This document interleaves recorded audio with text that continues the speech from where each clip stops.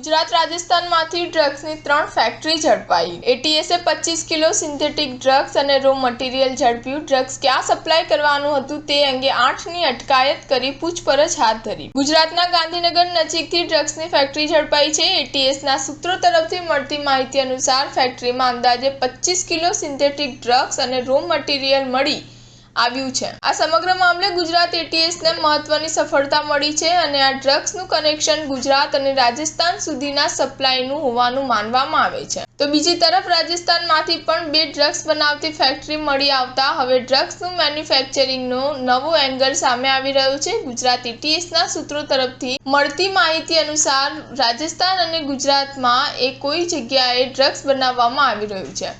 ડ્રગ્સની process થઈ રહી છે, પરંતુ તેની ચોક્કસ માહિતી ન મળતા ઘણા સમયથી તેને શોધવાનો પ્રયાસ કરવામાં આવી રહ્યો હતો। ત્યારે ગાંધીનગર નજીક એક ફેક્ટરીમાં સિન્થેટિક ડ્રગ્સ બનતું હોવાની ચોક્કસ માહિતી મળી હતી। ત્યારબાદ ગુજરાત એટીએસની ટીમે દરોડા કરતા ત્યાં 25 કિલો જેટલું તૈયાર ડ્રગ્સ મળી આવ્યું હતું। સ્ટાર ન્યૂઝ 7 હંમેશા સચ્ચાઈની સાથે।